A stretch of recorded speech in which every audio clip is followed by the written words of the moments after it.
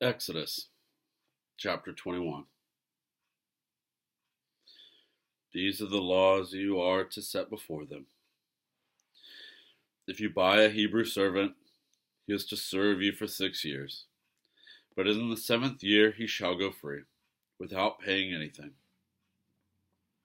If he comes alone, he is to go free alone. But if he has a wife when he comes, she is to go with him. If his master gives him a wife and she bears him sons or daughters, the woman and her children shall belong to her master, and only the man shall go free. But if the servant declares, I love my master and my wife and children, and do not want to go free, then his master must take him before the judges. He shall take him to the door or the doorpost, and pierce his ear with an awl. Then he will be his servant for life. If a man sells his daughter as a servant, she is not to go free as male servants do.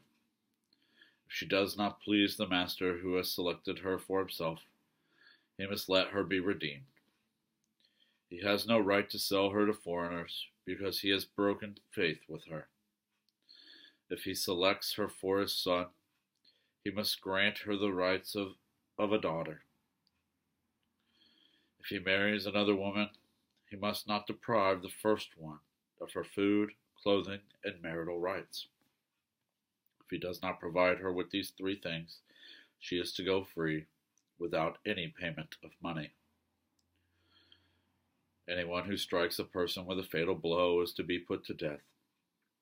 However, if it is not done intentionally, but God lets it happen, they are to flee to a place I will designate. But if anyone schemes and kills someone deliberately, that person is to be taken from my altar and put to death. Anyone who attacks their father or mother is to be put to death. Anyone who kidnaps someone is to be put to death, whether the victim has been sold or is still in the kidnapper's possession.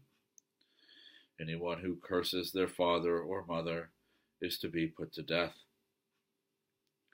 If people quarrel and one person hits another with a stone or with their fist, and the victim does not die but is confined to bed, the one who struck the blow will not be held liable if the other can get up and walk around outside with a staff.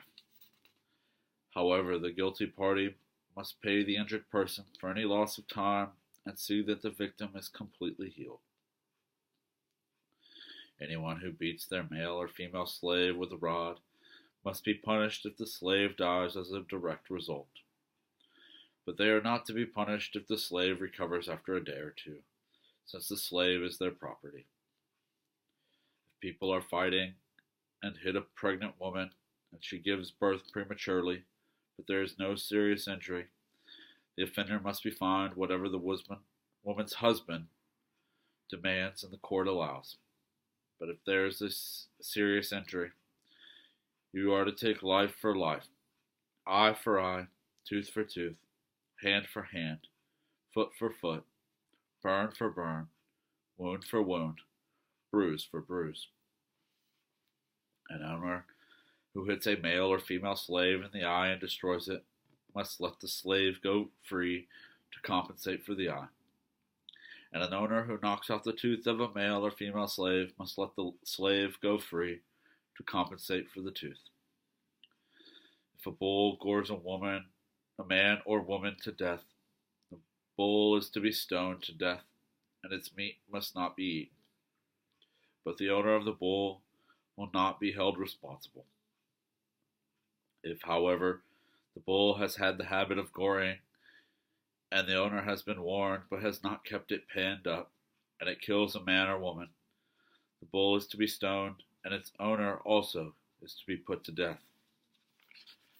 However, if payment is demanded, the owner may redeem his life by the payment of whatever is demanded. This law also applies if the bull gores a son or daughter. If the bull gores a male or female slave, the owner must pay 30 shekels of silver to the master of the slave, and the bull is to be stoned to death. If anyone uncovers a pit or digs one and fails to cover it, and an ox or a donkey falls into it, the one who opened the pit must pay the owner for the loss and take the dead animal in exchange. If anyone's bull injures someone else's bull and it dies, the two parties are to sell the live one and divide both the money and the dead animal equally. However, if it was known that the bull had the habit of goring, yet the owner did not keep it pinned up, the owner must pay, animal for animal, and take the dead animal in exchange.